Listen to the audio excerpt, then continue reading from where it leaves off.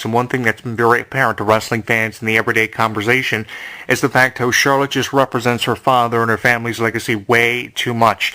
And one thing also that's mentioned to me is just the physical condition of Charlotte. She's already been on the cover of several fitness magazines, and people are obviously noticing just how good of shape Charlotte is in. She is built like a man. When you're talking about wrestling, she could probably get in the ring and wrestle against the likes of The Miz, CM Punk. She could definitely hold her own for the physical condition that she is in, and her roughness and just how tough she is something that's very apparent to wrestling fans too. Another contributing factor as to why she is really over in WWE, I'm not jumping the proverbial gun or drawing a conclusion here, but obviously one of the obvious reasons why she is over so much is because of her father's friendship with Triple H, which has been documented over the years, and with how Triple H and Stephanie have obviously felt about the Flair family legacy for a number of years. Sure, David and Charlotte may not be over just yet in WWE, but it obviously has something to do with the significant friendship we have seen between Triple H and Ric Flair over the years, and how Triple H has referred to Ric Flair as his mentor, one of the greatest friends he's ever had in the business. So it's almost like he's paying Ric Flair back for this prolonged reign we are seeing for Charlotte as Divas Champion, which could be extended to probably 2 or 3 more additional reigns. That's obviously very apparent. There are a number of contributing X factors as to why Charlotte is over in WWE, like it or not. And I think that's where all this negativity is being thrown the way of Charlotte. But I said, let's take away, like I said, let's take away the Ric Flair ring attire, the Ric Flair moves, the Ric Flair chops, the catchphrases.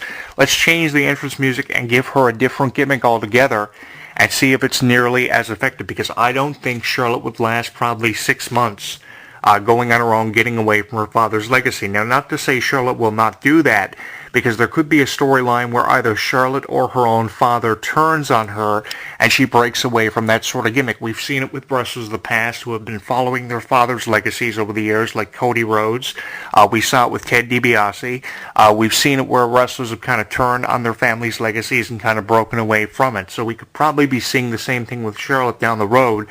But it doesn't seem to be going to be happening anytime soon, because she seems to have this profound respect for her family's legacy, which again, I have nothing against, but she is just falling back on it way too much, and it's very apparent. It's probably more apparent than anything happening in the WWE or for the Divas division / the Divas Revolution. The thing is, I really miss the days of AJ Lee. I played her entrance music at the top of the show there because it made me think back on that phenomenal reign that AJ Lee had as Divas Champion, lasting over 295 days, really cementing her legacy and furthering her reputation in the professional wrestling industry. I can't give AJ enough credit for having done what she did. And then you have Nikki Bella, who had just one of the most phenomenal reigns ever of a Divas Champion since its inception, holding it over 302 to 305 days.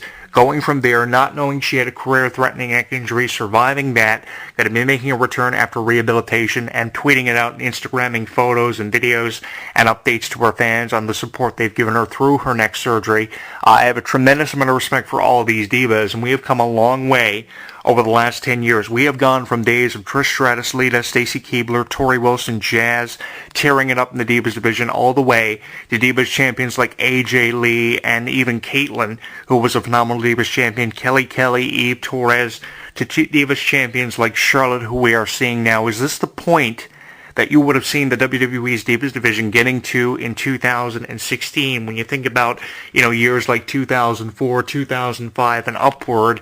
Is this really where you would have thought we would have been seeing the Divas division in WWE? I think there's an incredible amount of justice being served to the Divas division. It's just the Divas are not being given enough opportunity to really showcase what their abilities are. I mean, you take, for instance, Sasha Banks. She's a great wrestler. She's just never given enough of an opportunity. It's only now Team Bad, Naomi and Tamina, have turned on Sasha Banks because they know she's the breakout star of Team Bad, and she's obviously going to thrive off the separation caused, the severance, if you would, between herself and the other members of Team Bad. A feud will obviously be derived, and they're going to obviously do everything they can to keep Sasha back from holding that Divas Championship, and probably be giving opportunities to people like Brie Bella before they ever give the opportunity to Sasha to win one over on them. But the thing is, Sasha is over with wrestling fans, as she is getting the reaction. She's getting the "We Want Sasha" chants, and it's very apparent out of WWE Creative, obviously, that this is the direction we want as wrestling fans to see the Divas division go in, rather than seeing Brie Bella versus Charlotte. Ever before that, we would rather see Sasha Banks versus Charlotte, I think, and if not that, a triple threat match where both Brie Bella and Sasha Banks will be posing threats to Charlotte's reign as Divas Champion, which obviously Flair would be involved with. Again, I wrote a column a couple of weeks ago on Ric Flair's role with WWE, and I said, this is just so pathetic and making him look very ridiculous. This is really besmirching his legacy, if anything, and tarnishing it is the word I'm searching here for, because Flair made a reputation for winning more world championships than the likes of Sting, Hulk Hogan, Bret Hart.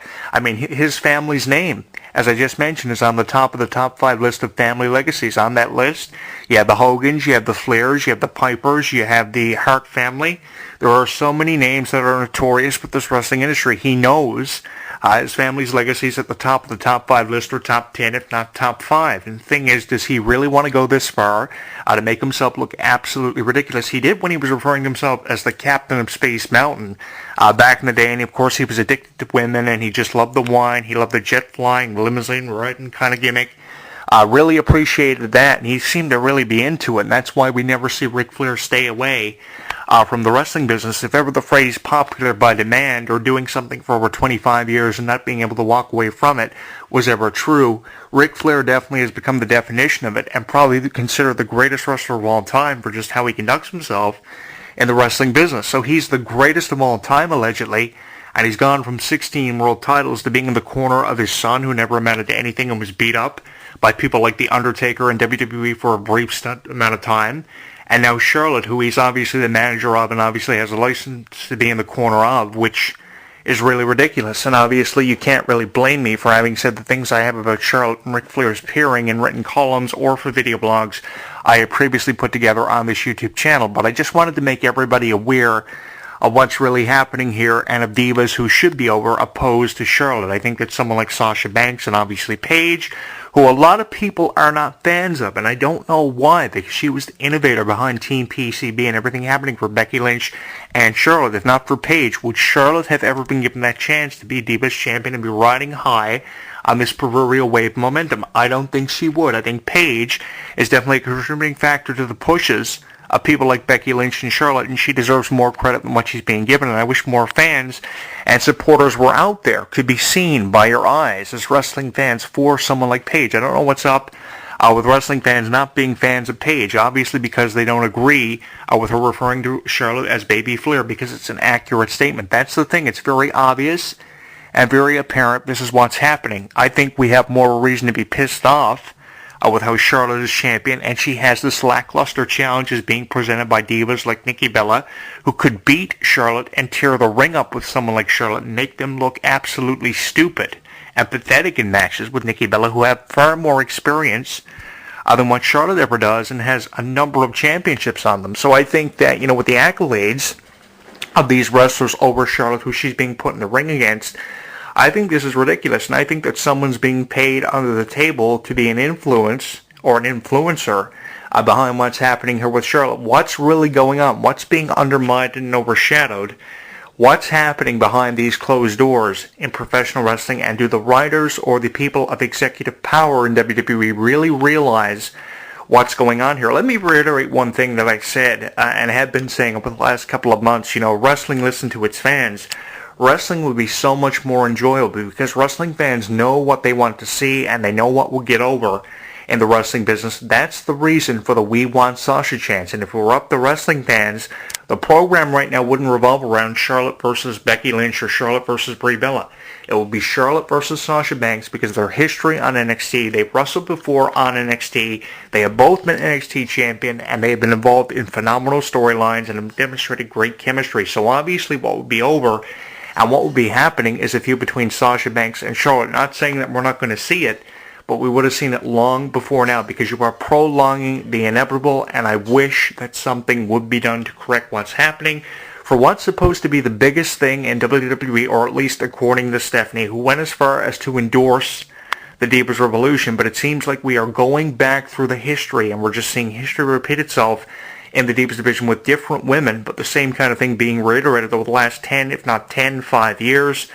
And I want to see something different. More champions, more challenges being presented to those champions, and far more creative storylines. We are getting longer matches, and more than one Divas match a week on Monday Night Raw, which is something that's obviously noticeable because we are seeing up to 2 matches, one to promote the Total Divas show and one to promote what's happening with the Divas division in the way of a champion and a number one contender. And not to say that Charlotte will not become a reality star for Charlotte, because we don't know what's going to be happening, but I just hope that she keeps wrestling and stays away from reality TV, at least for now, and we see really what she's capable of doing, because I don't think that Charlotte has really reached her fullest potential or reached her peak of being either an entertainer or a wrestler. Not to say we won't see her as a reality star, because that could be what's next for someone like Charlotte, but really what it comes down to is the fact that I really think that she's just way too original, and I think that is something that is very annoying to a lot of wrestling fans, and I just think that's an issue that needs to be raised and be, made aware to a lot of people, because that's obviously what's happening here. Am I a fan of Charlotte? Not really. I was more of a fan of someone like AJ Lee, and hoping that someone like Brie Bella would be given the opportunity to really shine, especially in light of her sister's surgery, which she had a successful surgery, which I'm really proud to be talking about and writing about for my written column in this corner with Jonathan Clarke. Again, more of a fan of someone like AJ Lee, but with AJ Lee's retirement obviously changing the complexity of WWE's Divas division and this Divas Revolution, I think she would go phenomenal with the Divas Revolution and really go a long way in changing it for the better with her experience and offering that same experience she offered to all the Divas she had a chance to work with for this Divas Revolution, and I really miss her. So obviously, a lot of people have known me for being the biggest AJ fan and supporter out there, and who can blame me? Because she's just so down to earth, and she was one of the best Divas champions to come along since 2008, and the first Divas champion was crowned in Michelle McCool. And you can go back through the years when we saw so many phenomenal Divas champions that are definitely far more successful and have been known for their success far more than Charlotte. Not to say she's not going to have a successful career in WWE, because she could, and that could go from being a wrestler to making a transition into being someone who's a reality star or of executive power in WWE in the way of the general manager of the Divas division or the general manager of the NXT division for the women in WWE, because we have seen it happen with Brooke Hogan on TNA and women of the past, like Taryn Charnell, who of course was known as Tiffany, and eventually went on to become the ECW general manager. AJ Lee herself was the general manager of Monday Night Raw, so something could happen for Charlotte that changes her either into a reality star or entertainer down the road. She could even have a hand in WWE films. Who knows what the future has in store. Even though people are finding time in criticizing Charlotte, I think she has a very promising future, and it is something worth being excited for.